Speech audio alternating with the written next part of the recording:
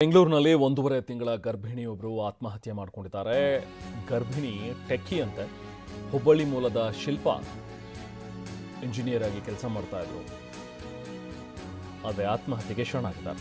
3 ವರ್ಷಗಳ ಹಿಂದೆ ಪ್ರವೀಣ್ ಅನ್ನೋರ ಜೊತೆ ಶಿಲ್ಪ ಮದುವೆ ಆಗಿತ್ತು. ಇನ್ಫೋಸಿಸ್ನಲ್ಲಿ ಕೆಲಸ ಮಾಡ್ತಾ ಇದ್ದಂತಹ ಈ ಟೆಕ್ಕಿ ಶಿಲ್ಪ ಇವತ್ತೇನು ಸಾವನ್ನಪ್ಪಿದ್ದಾರೆ. ಇದ್ರ ಬಗ್ಗೆ ಅನುಮಾನಗಳು ವ್ಯಕ್ತವಾಗಿದೆ. ಯಾಕಂದ್ರೆ ಇದು ಆತ್ಮಹತ್ಯೆ ಅಲ್ಲ, ಕೊಲೆ ಅಂತ ಹೇಳಿ ಶಿಲ್ಪ ಪೋಷಕರು ಆರೋಪ ಮಾಡ್ತಾರೆ.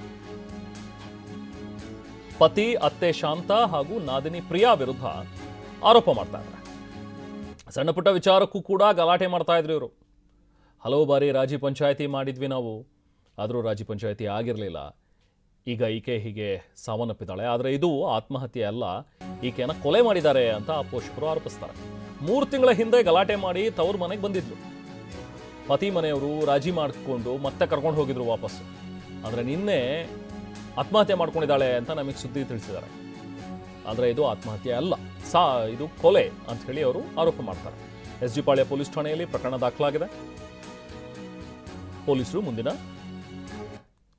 ತನಿಖೆಯನ್ನು ಮಾಡ್ತಾ ಇದ್ದಾರೆ. ಎಸ್.ಜಿ. ಪಾಳ್ಯ ಪೊಲೀಸರು ಈಗಾಗಲೇ ಸ್ಥಳಕ್ಕೆ ಬಂದು ಸ್ಥಳ ಮಹಜರು ಮಾಡಿ ಪರಿಶೀಲನೆಯನ್ನು ನಡೆಸ್ತಾ ಇದ್ದಾರೆ. ಹುಬ್ಬಳ್ಳಿ ಮೂಲದ ಶಿಲ್ಪ ಹೀಗೆ ಅಸಹಜ ಸಾವು ಕಂಡಿದ್ದಾರೆ. ಹೆಚ್ಚಿನ ಮಾಹಿತಿ ನಾವು ಪ್ರತಿನಿಧಿ ಮಂಜುನಾಥ್ ನೀಡ್ತಾರೆ. ಮಂಜುನಾಥ್, ಇದು ಆತ್ಮಹತ್ಯೆ ಅಲ್ಲ ಕೊಲೆ ಅಂತ ಹೇಳ್ತಾ ಇರೋದಕ್ಕೆ ಏನು ಕಾರಣ? ಏನು ಹೇಳ್ತಾರೆ ಈ ಶಿಲ್ಪಾಳ ಪೋಷಕರು? ಏನು ನಡೀತಾ ಇದೆ ಈಗ ಅಲ್ಲಿ? ರೆಹಮಾನ್, ಏನು ಶಿಲ್ಪಾಳ ಪೋಷಕರಿದ್ರೆ ಇವರು ಆಕೆಯ ದೇಹದ ಮೇಲೆ ಅಂದ್ರೆ ಮೈ ಮೇಲೆ ಬಿದ್ದಿರ್ತಕ್ಕಂತಹ ಕಲೆಗಳನ್ನ ನೋಡಿ ಹೇಳ್ತಾ ಇರ್ತಾರೆ. ಅಂದ್ರೆ ರಕ್ತಿನ ಭಾಗದಲ್ಲಿ ಒಂದು ಮಾರ್ಕ್ ಆಗಿದೆ. ಆ ಮಾರ್ಕ್ ಹ್ಯಾಂಗ್ ಮಾಡ್ಕೊಂಡ್ರೆ ಆಗಿರ್ತಕ್ಕಂಥ ಮಾರ್ಕ್ ಅಲ್ಲ, ಅದು ಹಲ್ಲೆ ಮಾಡಿರ್ತಕ್ಕಂಥ ಜೊತೆಗೆ ಇವರೇ ಕೊಲೆಯನ್ನ ಮಾಡಿ ಈ ರೀತಿ ಹ್ಯಾಂಗ್ ಮಾಡಿದ್ದಾರೆ ಅನ್ನೋ ಒಂದು ಆರೋಪವನ್ನ ಈಗ ಶಿಲ್ಪ ಪೋಷಕರು ಮಾಡ್ತಾ ಇರ್ತಕ್ಕಂಥ. ಸದ್ಯ ಏನೋ ನಾಗಪುರದಲ್ಲಿರ್ತಕ್ಕಂಥ ತಮ್ಮ ಮನೆ ಏನಿದೆ ಅಂದ್ರೆ ಶಿಲ್ಪ ಪೋಷಕರ ಮನೆ ಇದೆ. ಆ ಒಂದು ಮನೆಯಲ್ಲಿ ಅಂತ್ಯ ಸಂಸ್ಕಾರ ಮಾಡ್ಲಿಕ್ಕೆ ಈಗಾಗಲೇ ಮುಂದಾಗಿದ್ರೆ. ಇನ್ನ ಘಟನೆ ಸಂಬಂಧ ಎಸ್.ಜಿ. ಪಾಳ್ಯ ಪೊಲೀಸರು ಕೂಡ ಏನೋ ಪ್ರವೀಣ್ ಅನ್ನ ವಶಕ್ಕೆ ಪಡ್ಕೊಳ್ಳಲಾಗಿದೆ. ವಶಕ್ಕೆ ಪಡೆದು ವಿಚಾರಣೆ ಕೂಡ ಮಾಡಲಾಗಿದೆ. ಅಲ್ಲಿ ಈಗಾಗಲೇ ಪೋಷಕರು ಒಂದಷ್ಟು ಆರೋಪವನ್ನ ಮಾಡಿದ್ರು. ಪ್ರವೀಣನೇ ಒಪ್ಕೊಂಡಿದ್ದಾನೆ ಅನ್ನೋ ಒಂದು ಮಾಹಿತಿಯನ್ನ ಕೂಡ ಕೊಟ್ಟಿದ್ರೆ ಆಕೆಗೆ ಹೊಡೆದಿರೋದು ನಿಜ. ಈ ಹಿಂದೆ ಅಂದ್ರೆ ಏನೋ ಕಳೆದ 3 ವರ್ಷಗಳ ಹಿಂದೆ ಈಕೆನ ಮದುವೆ ಮಾಡ್ಕೊಂಡಿರ್ತಾನೆ. ಈತ ಇಂಜಿನಿಯರಿಂಗ್ ಅಂತ ಹೇಳಿ ಮದುವೆಯನ್ನ ಮಾಡ್ಕೊಂಡಿರ್ತಾನೆ. ಇಂಜಿನಿಯರಿಂಗ್ ಮಾಡಿದೀನಿ ಅಂತ ಹೇಳಿ ಮದುವೆಯನ್ನ ಮಾಡ್ಕೊಳ್ತಾನೆ. ನಾನು ಸಾಫ್ಟ್ವೇರ್ ಕಂಪ್ನಿ ಅಲ್ಲಿ ಕೆಲಸ ಮಾಡ್ತೀನಿ ಅಂತ ಹೇಳ್ತಾನೆ. ಆದ್ರೆ ಯಾವುದೇ ಕೆಲಸಕ್ಕೆ ಹೋಗ್ತಿರ್ಲಿಲ್ಲ. ಈತ ಒಂದು ಪಾನಿಪುರಿ ಅಂಗಡಿಯನ್ನ ಇಟ್ಕೊಂಡಿದ್ದಾನೆ ಅನ್ನೋ ಒಂದು ಆರೋಪವನ್ನ ಪೋಷಕರು ಕೂಡ ಮಾಡ್ತಾ ಇದ್ದಾರೆ. ಇನ್ನ ಇದ್ರ ಜೊತೆಗೆ 50 ಲಕ್ಷ ಖರ್ಚು ಮಾಡಿ ಮದುವೆಯನ್ನ ಮಾಡ್ಕೊಟ್ಟಿದ್ವಿ. ಒಂದು ಗಂಡು ಮಗು ಕೂಡ ಇದೆ. ಕಳೆದ 1.5 ತಿಂಗಳಿಂದ ಈಕೆ ಗರ್ಭಿಣಿ ಕೂಡ ಆಗಿದೆ. ಅಂದ್ರೆ 1.5 ತಿಂಗಳು ಗರ್ಭಿಣಿ ಕೂಡ ಈಕೆ ಆಗಿದ್ದಾಳೆ.